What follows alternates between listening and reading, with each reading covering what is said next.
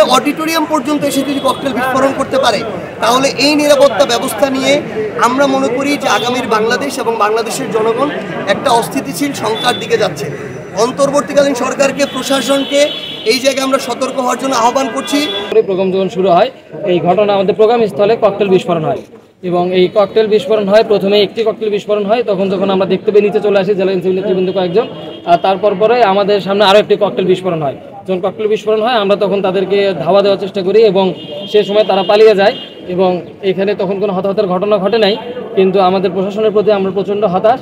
যখন এই ধরনের ঘটনা এখানে ঘটেছে তখন প্রশাসনের এখানে কোনো সিনিয়র বা কোনো কর্মকর্তা ছিলেন না এবং তাদের কোনো প্রকার কোনো পদক্ষেপ এখানে ছিল না। এইটা আসলে আমরা যখন ককটেলটা বিস্ফোরণ আওয়াজ পাওয়ার পর আরেকটা ককটেল যখন বিস্ফোরণ হয় তখন শুধু ককটেলটা আমাদের সামনে ফাটে এবং এটা আমাদের ঘটনাস্থলের ঠিক অপর পাশ থেকে মারা হয় আর কি। তখন আমরা যখন বাইরে বের হই তখন আমরা তাদেরকে দেখতে পারি না, তবে প্রশাসন খতিয়ে দেখছে এবং প্রশাসন এসেছে এখানে।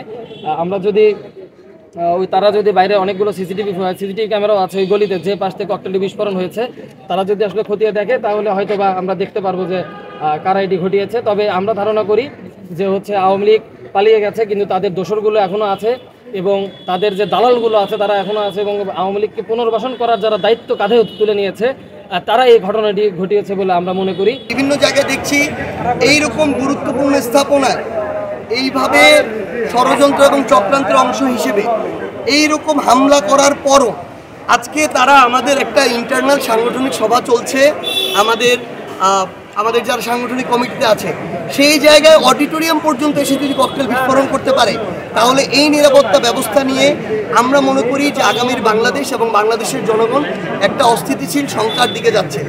আর এটা ওইটা না, কাপড় ধোয়ার একটাই সলিউশন, চাকা অল ইন ওয়ান। অন্তর্বর্তীকালীন সরকারকে, প্রশাসনকে এই জায়গায় আমরা সতর্ক হওয়ার জন্য আহ্বান করছি এবং এইখানে কারা জড়িত তাদের মুখোশ, তাদের পরিচয় উন্মোচন করতে হবে, উপযুক্ত বিচারে আনতে হবে। এখানে তো অনাকাঙ্ক্ষিতভাবে মানে যেরকম একটা এয়ারপোর্টে যেরকম বিশাল একটা ক্ষয়ক্ষতি হয়েছে, এখানে হয়তো ততটা হয় না, কিন্তু যেটা হয়ে গিয়েছে এটা হওয়ার পরেও যদি ব্যবস্থা না নেওয়া হয় তাহলে এটা আরও দিন দিন বাড়বে। তো আমরা স্পষ্ট করে আহ্বান জানাই, এর পিছনে কারা, এই চক্রান্তের পিছনে জড়িত, কারা কালপ্রিট, কারা এই ষড়যন্ত্র করছে, ফ্যাসিস্টের দোসররা কোথা থেকে চক্রান্ত করে কার মাধ্যমে এক্সিকিউট করছে, মানি ফ্লো কোথা থেকে আসছে, এই প্রত্যেকটাই অন্তর্বর্তীকালীন সরকারকে খুঁজে বের করতে হবে। অন্তর্বর্তীকালীন সরকার যেন তার সুশীল চরিত্রটা থেকে বের হয়ে এসে তার ওই বিপ্লবের আকাঙ্ক্ষাটাকে ধারণ করে, না হলে তাদেরকে এভাবেই অনিরাপত্তায় ভুগতে হবে, বাংলাদেশের মানুষ ভুগবে। আর সর্বশেষ একটা কথা বলি, আমরা প্রশাসনের কাছে আহ্বান করব, সকল রাজনৈতিক দলকে আপনারা রাজনৈতিক দলের মতো করে বিবেচনা করবেন এবং আপনারা ওইটুকু প্রায়োরিটি সেট করবেন।